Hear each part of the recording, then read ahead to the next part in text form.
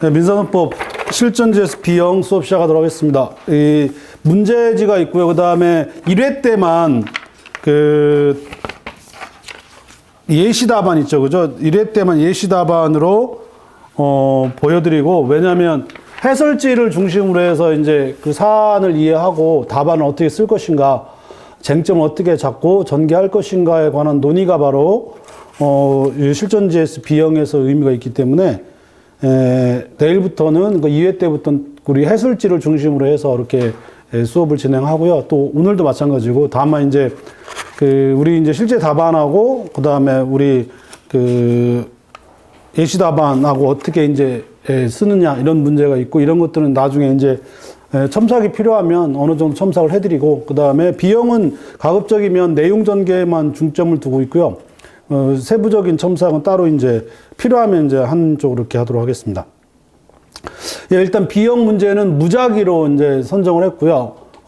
소재기부터 해서 뒤에 이제 공동소송까지 전체적으로 필요한 부분에 있어서 매 해마다 우리 실제 시험도 우리 마찬가지로 무작위로 이제 진도별로 안 하고 무작위로 이제 출제되었다 해서 A형하고 가장 다른 점이 그런 부분에 있고, 그 다음에 두 번째가 최신 판례를 이제 최대한 좀 적용하려고 하는 겁니다. 그래서 A형까지는 진도별로 하고 기존 문제를 좀 조합하는 형태라고 생각하시면, B형 문제는 최신 판례하고 그 다음에 다른 최근에 나왔던 시험 문제들과 그 다음에 유력하다고 생각할 수 있는 그러니까 통계를 내봤을 때 유력하다고 생각할 수 있는 문제들을 중점적으로 해서 이렇게 문제를 배합을 하고 이렇게 출제했다 이렇게 생각하시면 되고요. 그래서 난이도도 쉬운 문제부터 해서 매우 어려운 문제까지, 그러니까 점수별로 생각하시면 됩니다. 배점이 대략 난이도라고 생각하시면 되고, 배점이 높으면 높을수록 난이도도 높고, 그리고 난이도가 높다는 건 서술해야 될 내용이 많다라고 생각하시면 됩니다. 실제 시험도 여러분 변리사 시험 보셨겠지만, 기출문제 보셨겠지만, 실제 시험도 배점이 곧 난이도가 되기도 하고, 또 이제 서술의 양도 되기도 한다 이렇게 생각하시면 됩니다. 그래서 전체적으로는 8문제고 아주 가끔은 10문제 정도까지 이제 출제될 수 있다 이렇게 이제 생각하시면 됩니다. 그래서 1회 문제 처음 보는데 1번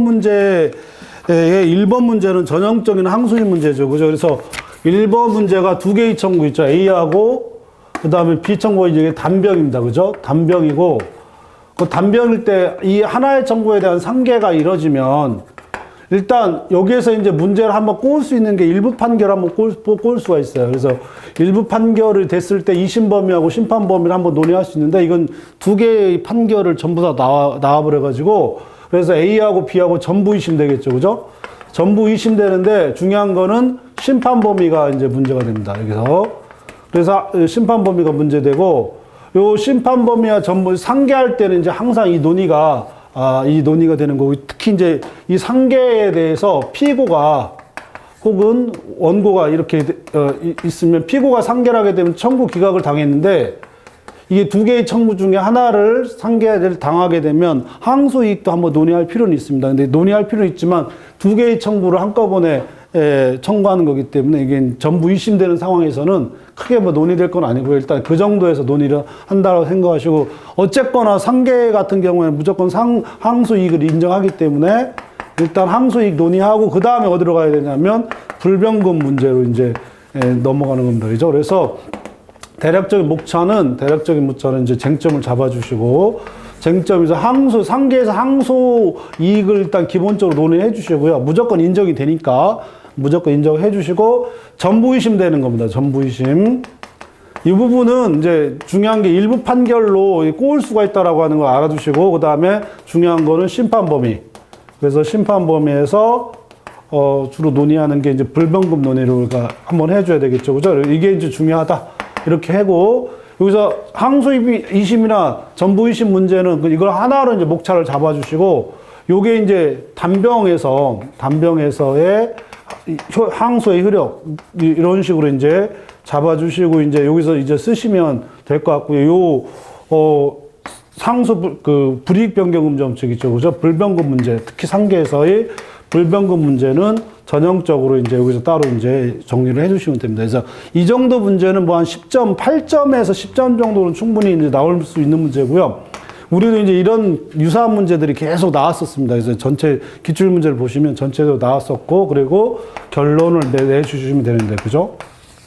결론을 내주시면 되는데, 일단 불변금이라고 하는 것은 상계되어 있는, 그러니까 이게 원고의 채권이 이제 소구 채권이고, 그 다음에 반대 채권이고, 요게 우리가 자동 채권이라고 하고, 이거 우리가 수동 채권이라고 한다면, 자동 채권하고 수동 채권이 있으면 자동 채권의 상계적상, 이른바 자동 채권의 존부는 문제 삼으면 안 됩니다. 이게 이제 상계에서 이 불이익변경금지원 측에서 가장 중요한 문제니까, 설사 법원이 이 부분에 대하여 판단했다 하더라도 불변금 때문에 심판 대상이 되지 아니한다라고 하는 것만 명백히 해주신다 그러면 뭐 가장 기본적인 문제니까 이 정도는 충분히 이제 풀어내실 수 있으시라고 생각하고요.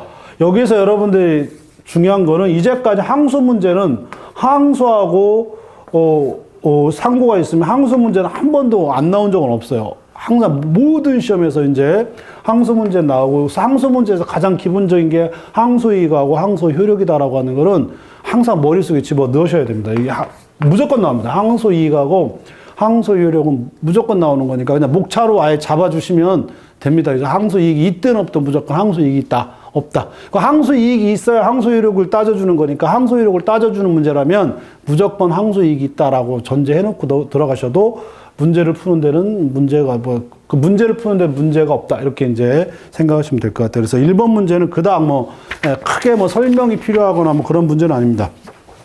이렇게 이제 생각하시면 되고, 그래서 대개 목차가 이제 2심 범위와 심판 범위, 접법 여부 해놓고 3번 목차에 보면 주로 이제 항소심의 심판 범위와 판결 이렇게 이제 얘기하는 건데, 이제 상계항변의 경우 불이익변경금지 원칙 전형적인 문제니까 특히 중요하고, 여기에서 결론 반드시 내주셔야 됩니다. 그죠? 반드시 내주셔야 되고, 전형적인 목차니까 이것도 여러분들이 잡아주시면 되고, 이게 이제 변호사 시험 문제였었죠.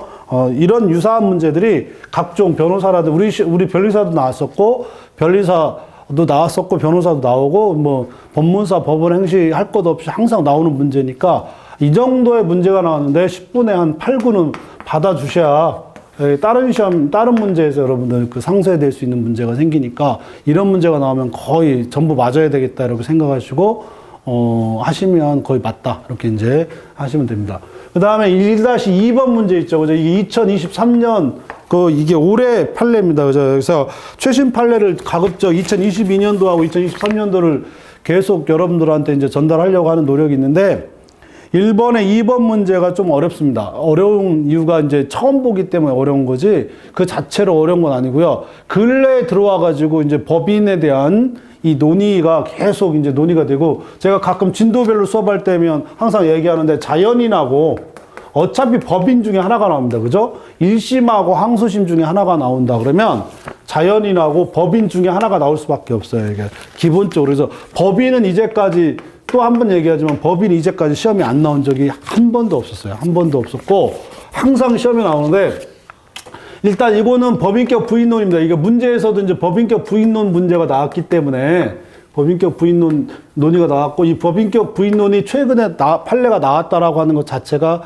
꽤 의미가 있어요. 이게 이제 1월달인가 2월달 판례인데, 2023년. 요 자체가 나왔다라고 하는 게 되게 시사적인 게 좀 있다. 왜냐하면 법인격 부인론이 우리 이제 교과서에서 계속 논의가 되고 있는데 한 번도 기출되지 않았는데, 보통 한 4년 내지 5년 정도에서 한 번씩은 판례가 나오는데 그게 올해 나옵니다. 그리고 법인 문제가 나온다 그러면 이런 부분도 충분히 고민할 수 있다 이렇게 생각하시면 되고, 일단 법인격, 이게 이제 쟁점 정리를 하는데, 이 법인격 부인론이 어디냐면 당사자 확정하고 연결이 되는 겁니다. 이게 일단 이걸 짚고 넘어가셔야 돼요. 교과서적이긴 하지만 당사자 확정하고 연결돼서 누구를 당사자로 할 것이냐, 이 부분 해놓고, 여기 이제 표시설에 따른다면, 이러면 표시된 자가 당사자가 되겠죠. 그죠?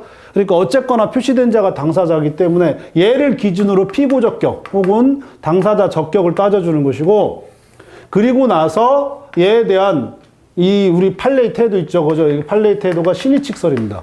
이 신의칙설에 따라서 설사 피고 적격이 있고 책임을 물을 수 없다 하더라도 신의칙에 따라서 이 책임을 예외적으로 물을 수 있는 거 아니냐, 이런 식의 이제 우리 논의가, 우리 판례가 전통적으로 있어 왔고요. 그런데 요게 여기까지가 전형적인 교과서적 서술인데, 2025년에 나왔던 이 판례의 가장 중요한 점은 이 신의칙설이라고 하는 부분 있죠. 그죠?